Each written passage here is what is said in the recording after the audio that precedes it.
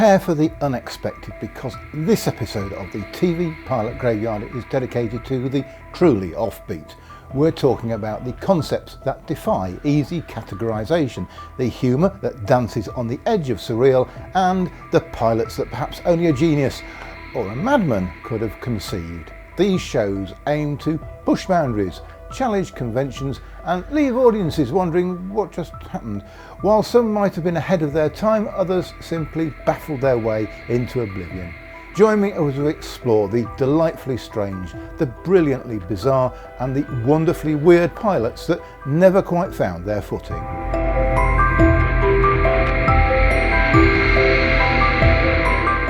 In March 2008, the Sun newspaper announced that Mackenzie Crook, who played Gormless Gareth, is returning to the small screen in a man-behaving badly style sitcom for the Beeb with Ian Lee, former 11 o'clock show star. It was no ordinary sitcom pilot. It was written by Bob Mortimer. The Sun article continued. Crazy things happen, like Rod Stewart sending us an electrified box with 75 quid in it. We try to break into it, but we keep getting shocks. So clearly we were in for a wacky sitcom. This pilot sounds like it was going to be a deep dive into the surreal banality that often characterises Bob Mortimer's work, particularly his sketches with Vic Reeves and his storytelling on podcasts like Athletico Mince.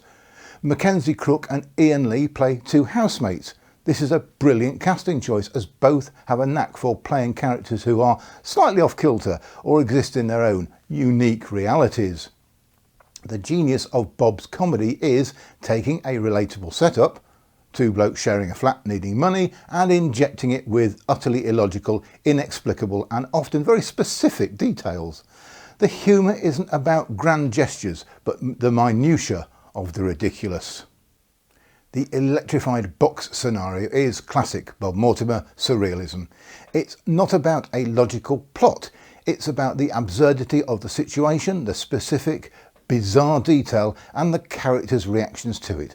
The humour comes from the mundane struggle, trying to get £75, being combined with an utterly ridiculous, almost mythological obstacle, an electrified box from Rod Stewart. Mackenzie Crook and Ian Lee would likely play characters who, despite the crazy things, react with a kind of resigned acceptance or misguided determination, treating the bizarre as if it's just another Tuesday. This makes the absurdity even funnier. And despite whatever happens in an episode, everything will be back to normal in the next episode as if nothing had happened. If every episode resets, the writers aren't constrained by continuity, allowing them to conjure up a fresh batch of madness each week. So if one week they find an elephant living in the skirting board, or London's third runway is built through the back garden, probably won't even be mentioned in the next episode. Viewers learn to expect and enjoy this cycle of chaos and return to the status quo.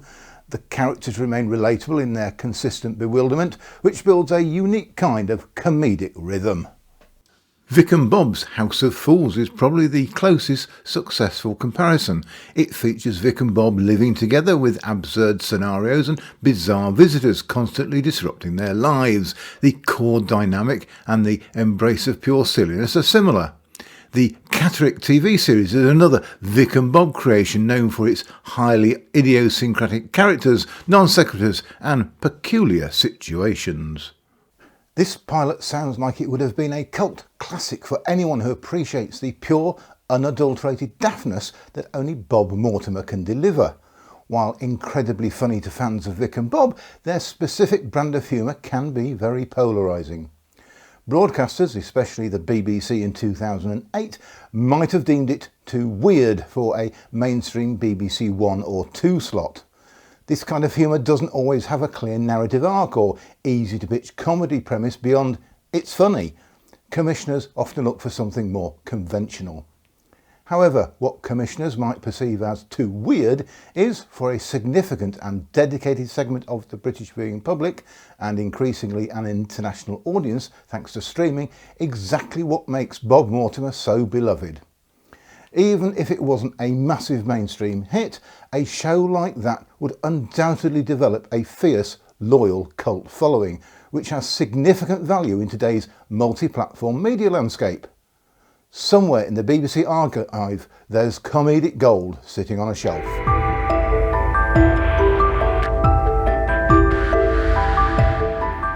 Now a sitcom pilot featuring the Bronte sisters. Yes, the literary sisters, famed for Jane Eyre, Wuthering Heights and Agnes Grey. Who would have thought it? Well, Bridget Christie for one, then her co-writers and co-stars Colin Holt, Joanna Neary and Izzy Suttie. It sounds utterly unique and potentially brilliant. It immediately screams absurdist, feminist, anachronistic and character-driven comedy that subverts expectations. I'm assuming it's set in the 1800s, not transposed to a modern time frame. The brilliance lies in the inherent comic tension. The Brontes are typically portrayed with solemnity, tragedy and intense intellectualism. They lived in a reclusive life in Haworth, dealing with household chores, family dynamics and provincial isolation. Christie and her co-writers are known for pushing boundaries, dark humour, absurdity and playing with contemporary social commentary. Perhaps Charlotte Bronte wishes that text messaging had been invented so she could privately communicate with Arthur Bell Nichols without her father finding out. Charlotte could go on a viral on Instagram where she reveals they were the real authors behind the names Currier, Ellis and Acton Bell. Upstart Crow is an incredibly strong comparison, as it's a highly successful British sitcom that takes a revered literary figure and places them in a domestic, anachronistic and often absurd comedic context. As William Shakespeare, David Mitchell attempts to write his masterpieces. He has to deal with the mundane realities of family life, the eccentricities of his theatrical colleagues and the pressures of Elizabethan London. It blends historical detail with very modern comedic sensibilities, anachronistic language and a healthy dose of meta-humour about the writing process. Then there is Blackadder. While broader in scope and often more cynical, the Blackadder series is a masterclass in historical comedy that makes its characters relatable through their flaws, often with anachronistic wit. Each series places the cynical, scheming Edmund Blackadder, that's Rowan Atkinson, in a different historical period, from the Middle Ages to World War I, usually as a social climber surrounded by incompetent or idiotic companions, especially Baldric, played by Tony Robinson. The humour comes from Blackadder's sardonic wit, his constant struggle against absurdity, and the often bleak realities of the historical period. Given Bridget Christie's presence, the show would likely have a strong feminist tendency. Her perspective would illuminate and comically subvert the lives of women writers in the Victorian era. A Bronte Sisters sitcom is a bold and exciting idea, but it was never commissioned and the pilot was never broadcast.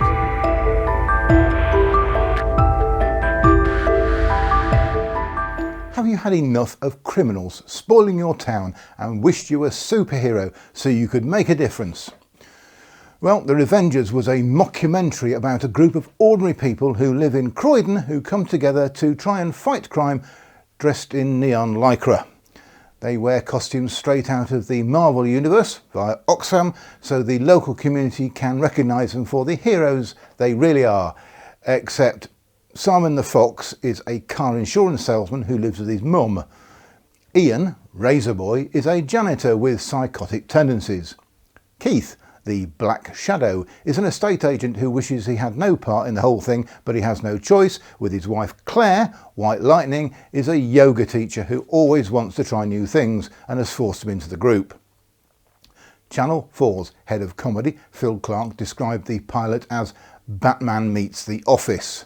The lycra costumes from the charity shop would be inherently funny, especially juxtaposed with their mundane surroundings and lack of actual heroic prowess. Slow-mo shots of them awkwardly running or jumping would be priceless. This concept immediately brings to mind a fantastic blend of several successful mockumentary and character-driven comedies.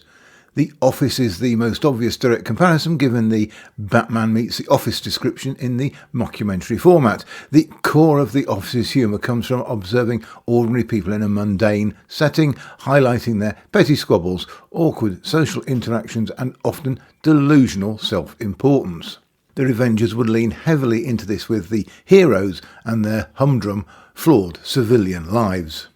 People Just Do Nothing is another mockumentary, this one about a pirate radio station. It excels at portraying delusional small-time aspirants with inflated self-importance living in ordinary UK suburban settings.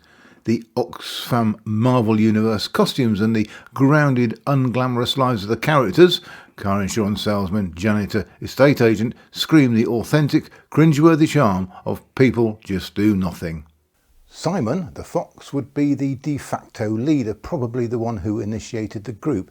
His car insurance sales background would lead him to try to sell their heroism to the public or try to apply sales tactics to crime fighting.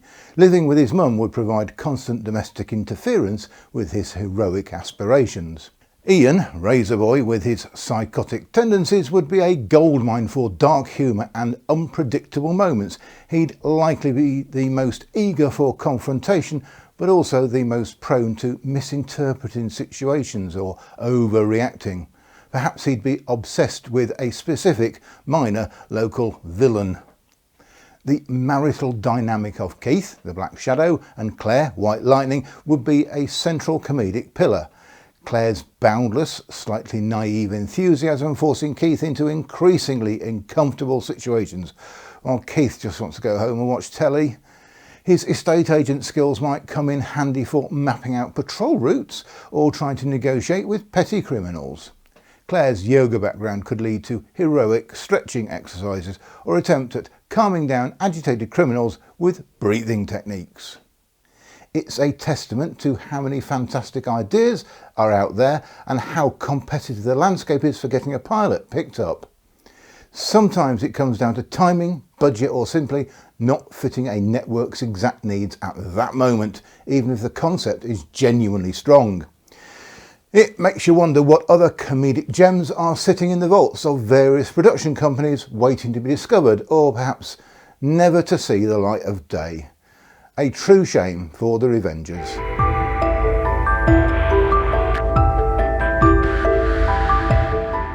In July 2018, a studio audience watched what must have been a surreal experience, the recording of the pilot of the Harry Hill sitcom.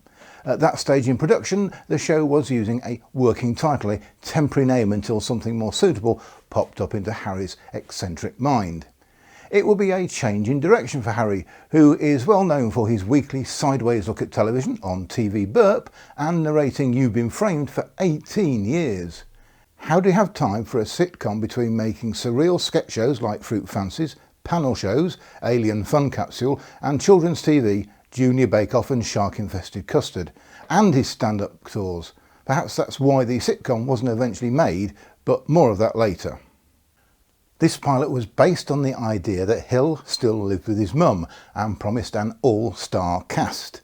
The only star revealed at the time was Jennifer Saunders, who would play Harry's mum. The show had massive potential. It's a classic meta-sitcom concept playing on the comedian's public persona and the idea of celebrities are just like us but weirder. The combination of Harry Hill's unique comedic voice and the concept of an adult comedian living at home with his mum is a strong, relatable sitcom premise that could be endlessly mined for conflict and humour, especially with Hill's surreal sensibility. There are a couple of shows that could help us imagine how Harry's sitcom would develop. While Stuart Lee's comedy vehicle isn't a traditional narrative sitcom, it features Stuart Lee playing an exaggerated, often self-deprecating and meta-commenting version of himself. It also frequently incorporates other established comedians and surreal elements, making it a good comparison for the comedian playing themselves in a heightened reality aspect. Harry Hill's comedy often involves breaking the fourth wall and commenting on the absurdity of television.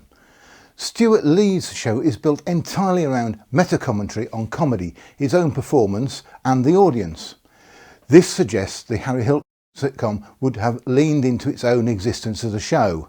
Harry Hill's humour is inherently absurd. Although set in a domestic environment, Harry Hill's style would create a self-contained, slightly off-kilter world around him. Harry's love of extreme close-ups, catchphrases or particular obsessions could be integrated into the domestic setting. While having a core premise of living with mum, the actual plotlines could have been very loose, allowing for Harry's signature tangents, cutaways and surreal interludes.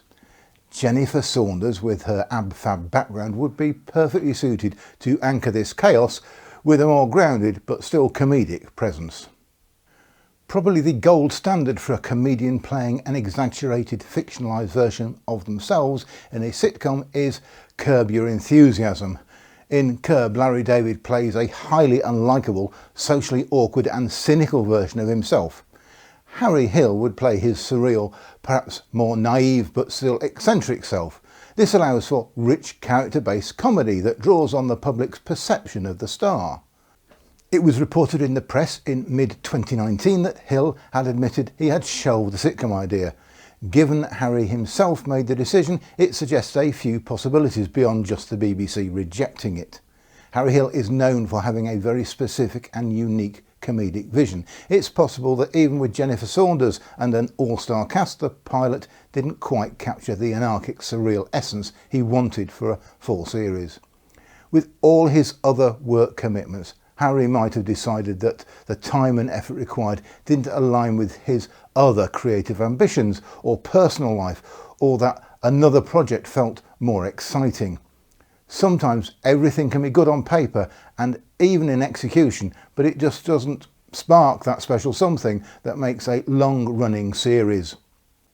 It's a shame for viewers, as the concept sounded incredibly promising, but it's a testament to Harry Hill's artistic integrity that he would shelve something if he didn't feel it was quite right, rather than push ahead for the sake of it. It remains one of those tantalising lost pilots of recent British comedy history. Harry's continuous output is a testament to his unique vision and seemingly boundless energy. It's safe to say we'll keep seeing Harry Hill pop up in unexpected and hilarious ways for years to come.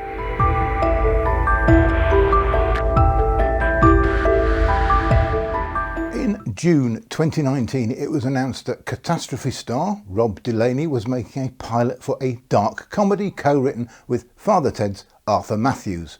Filming on the dark comedy drama took place in March and April 29 in London, directed by Catastrophe's Jim O'Hanlon. Details of the plot were scarce, but Delaney posted a photo of himself on Instagram taken during production.